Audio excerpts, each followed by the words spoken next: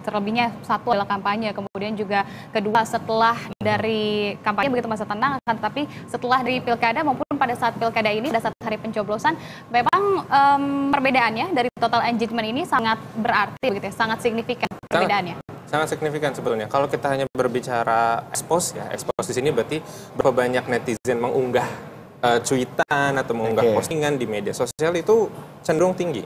Karena kan aktivitas kampanye dari masing-masing paslon pun juga ada tim yang juga Tentang fluktuasi aktivitas ini tentu kita tanyakan begitu Mas Uno, karena beberapa sempat menduga bahwa jangan-jangan begitu ketika di dunia nyatanya pada adem ayem, pada tenang-tenang gitu, justru dipindahkan gitu keriuhannya itu ke sosial media gitu ya, ke media sosial gitu loh di masa tenang ini. Ya memang terasakan seperti itu juga, dan sebenarnya kalau kemarin like-nya seperti ke Pak Prabowo di unggahannya Raffi Ahmad, tapi sebetulnya banyak juga kok sebetulnya, ada juga sebetulnya dari pendukung-pendukung, tapi sebetulnya bukan mau melanggar ya, lebih ke ini pendukung yang memang benar-benar pendukung, mungkin tetap ingin meriuhkan suasana, ingin menunjukkan bahwa besok datang ke TPS, ingat lagi kita harus coblos siapa. Parameter yang paling dilihat itu selain engagement apa? Kita juga kalau nggak ngeliat engagement, kita juga lihat dari sentimen dan juga kita lihat secara emotion. Kalau gitu kita bicara soal sentimen, setidaknya dalam sepekan terakhir, sentimen apa yang paling banyak didiskusikan atau dibicarakan oleh warganet begitu?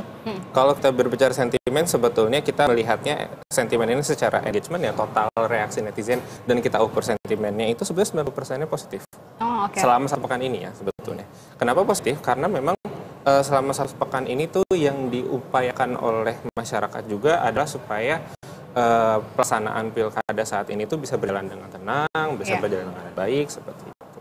Ya, seperti pembahasan soal debat, kemudian kita juga melihat grafik bagaimana tadi dimunculkan juga. Yang pertama adalah yang paling tinggi adalah dari isu seputar debat, kemudian isu seputar kampanye. Ini juga yang menjadi hal sebetulnya sentimennya positif begitu ya untuk pilkada tentunya. Betul. Kalau kita melihat secara isu, memang yang paling tinggi itu adalah terkait seputar debat dan juga kampanye, itu yang memang selalu diangkat dan engagementnya selalu tinggi.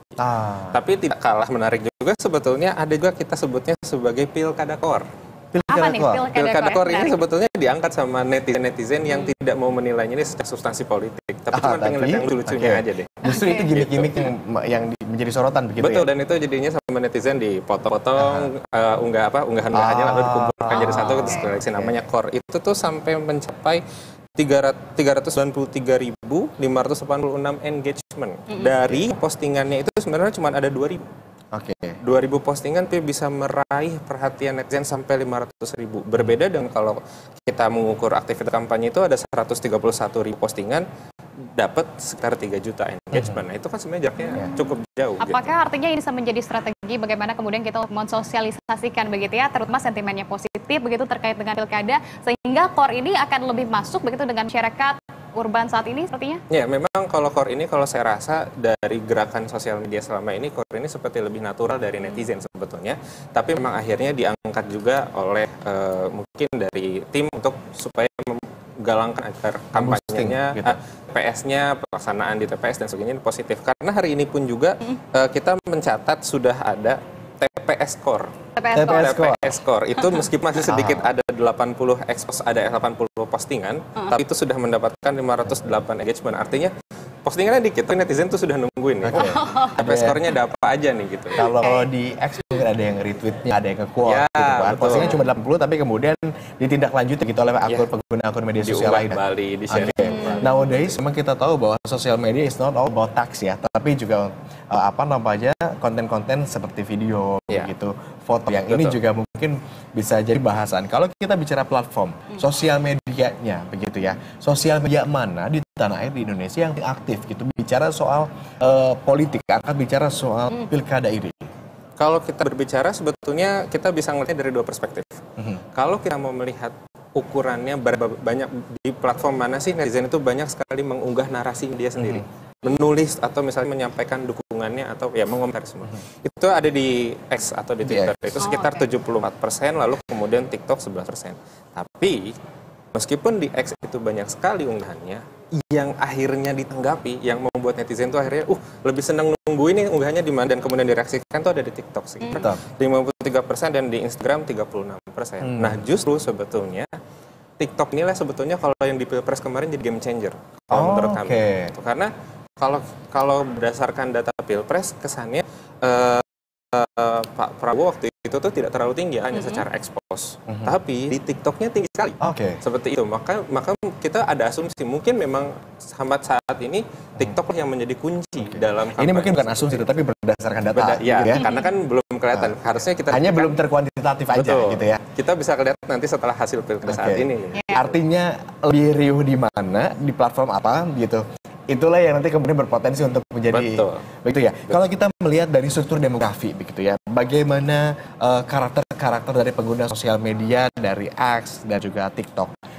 Banyak yang masuk kepada kami juga katanya kalau warga X itu begini karakternya, kalau warga TikTok ini begini karakternya. Ada karakter khususnya ya, ciri ada nggak sih betulnya penelitian Anda, Mas? Iya benar, memang. Jadi kalau di TikTok ini netizen lebih senang pendekatan konten yang lebih menyentuh emosionalnya, tapi lebih ke yang lucu atau tenang gitu. Atau memang yang menampilkan figurnya itu jadi terlihat lebih dramatis karena kan kita menggunakan media video atau foto yang kemudian dikumpul-kumpulkan itu. Dan itu lebih banyak menarik dari kelompok milenial dan Gen Z ya. Tapi lebih banyaknya di Gen Z sebetulnya. Gitu. Tapi TikTok banyak kan Gen Z ya. Gen Z. Tapi kalau kita berbicara Twitter itu bagian teman-teman milenial ke atas seperti itu. Karena dan di Twitter ini bahasannya agak lebih serius. Lebih kritis, lebih serius. Lebih kritis gitu. Tempatnya kayak mungkin ya kalau kita mau bilang saling hujat atau misalkan mulai saling adu argumen, itu adanya di Twitter sebetulnya. Justru juga apa namanya kalau kita bicara tadi tone begitu ya, tidak selalu positif, tapi di X ini justru lebih kritis, lebih hatred katakan begitu, ada atau tidak? Kalau ya ada juga sebetulnya, tapi nggak terlalu banyak sih sebetulnya. Kalau TikTok justru entertaining gitu kayaknya. Dan kalau kita balik lagi kepada platform sendiri, kenapa kemudian dari X ini yang paling sangat banyak digunakan begitu ya untuk hal-hal seperti ini dibandingkan juga dengan ada banyak media lainnya, platform lainnya seperti Instagram dan juga lain sebagainya begitu. Hanya ada dua yang memang tertinggi, yakni dari X dan juga TikTok. Kenapa itu? Kalau TikTok memang mungkin anak-anak muda zaman sekarang ini memang akhirnya menggunakannya lebih di TikTok ya. Tapi kalau Twitter ini sebetulnya kita berbicara kemudahan dalam mengunggah narasinya kita. Kalau Twitter kan kita harus bikin video dulu ya, terus kita potong misalnya 1 menit atau sebagainya dan kita edit. Jadi agak effort lah. Misalkan kalau kita rekam analisis selama debat pilkada aja misalkan, TikTok tuh nggak akan terlalu banyak. Karena dia harus bikin konten dulu. Tapi kalau di Twitter kan tinggal marah saja.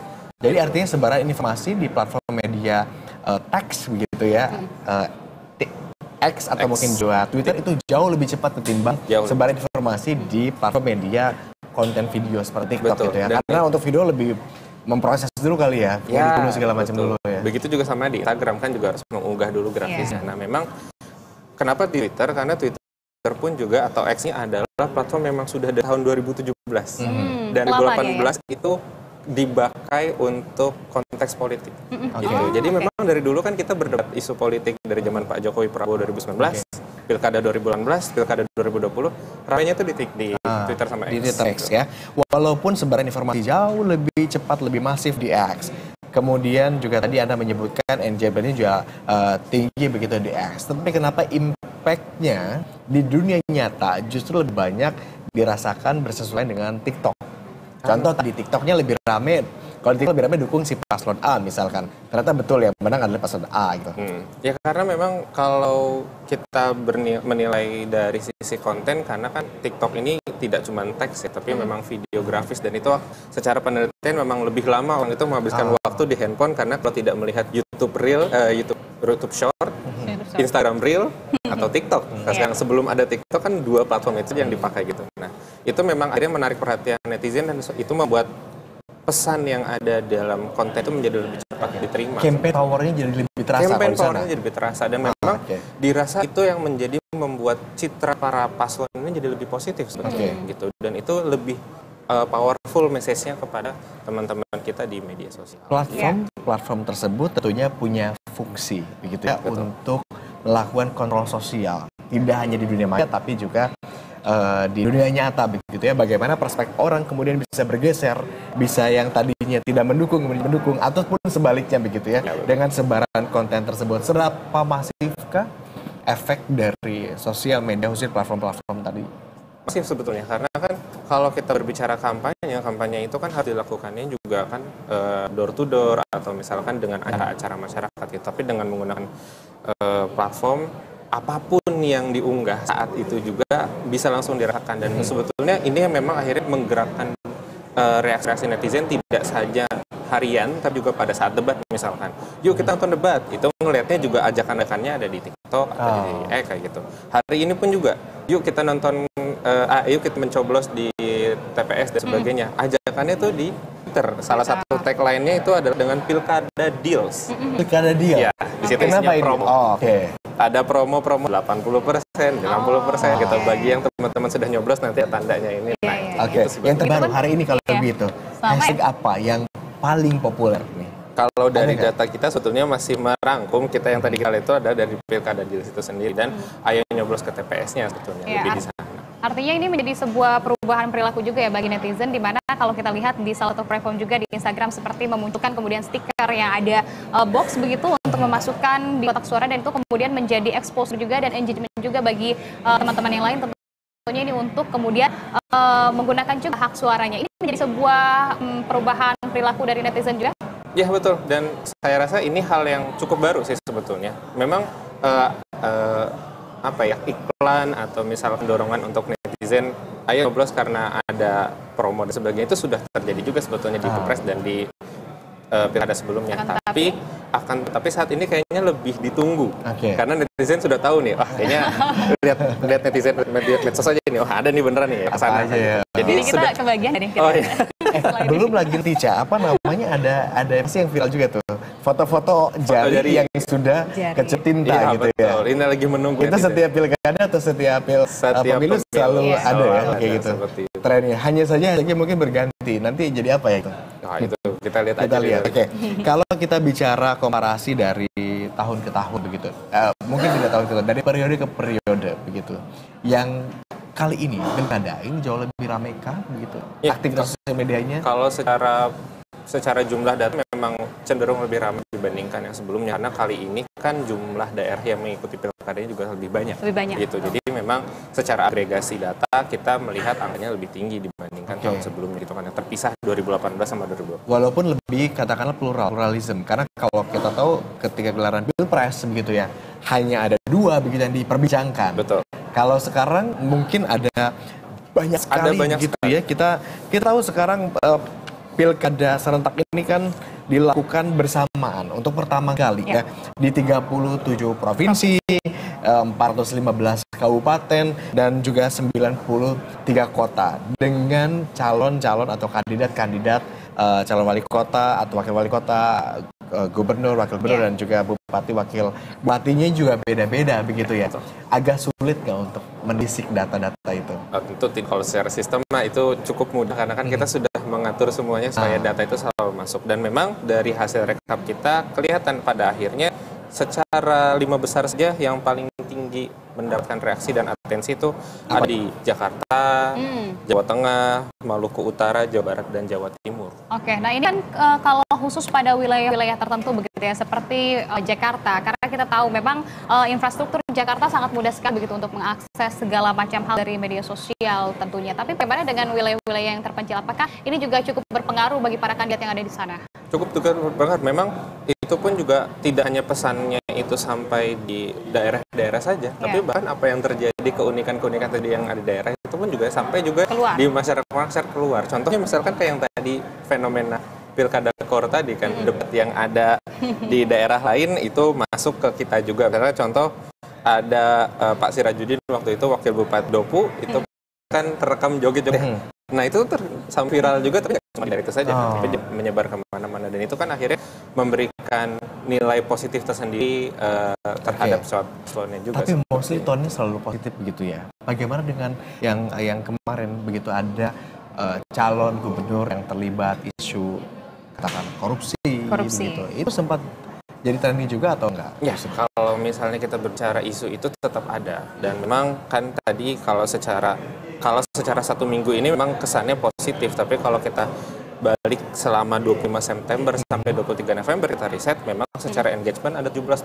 yang negatif. Oke, kita lihat di grafis nih Ica dan juga pemirsa, mungkin Anda bisa juga jelaskan Mas Uno di grafis utamanya ini mulai dari Jakarta, kemudian juga Jawa Tengah, ini NJB-nya paling tinggi. Ya.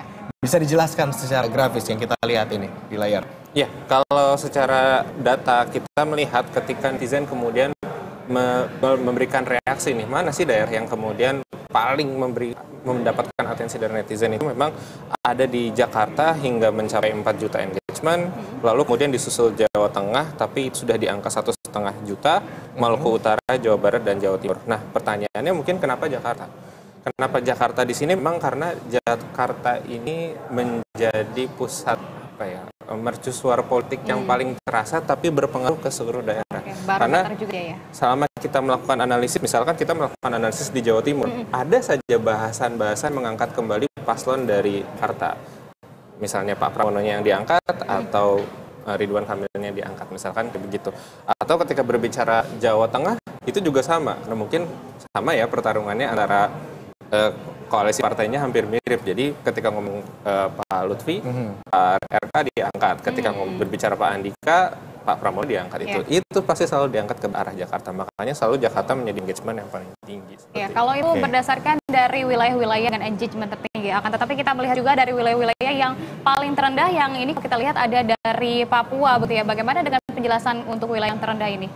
Kalau di Papua dan juga di Sulawesi Barat sebetulnya itu juga ada mendapatkan tanggapan, tapi memang tanggapan yang kita rekam di sini kan begitu kecil sebetulnya. Apa itu karena mayoritas pengguna di sana juga masih sedikit? Pengguna sosial media di sana masih sedikit, atau seperti apa? Enggak juga sih, kita nggak bisa bilang bahwa pengguna, karena kalau secara engagement ini kan kita hitung secara keseluruhan, tidak menghitung yang ada di wilayah itu saja sebetulnya, netizennya gitu. Dan berarti ini mengindikasikan sebetulnya tidak begitu banyak isu kontroversi atau tidak banyak isu-isu yang akhirnya mengugah ketertarikan atau mungkin lucu atau ada menarik ya bagi netizen untuk akhirnya melihat. Memang isunya cenderung aman-aman saja, meskipun memang sebetulnya ada kontroversi seperti itu. Dan memang tapi kalau secara atensi kembali lagi pada akhirnya 5 daerah ini tuh punya keunikan sendiri, terutama karena adanya perang pengaruh antara Pak Anies Baswedan juga Pak Jokowi di situ sebetulnya. Yang akhirnya kenapa kalau secara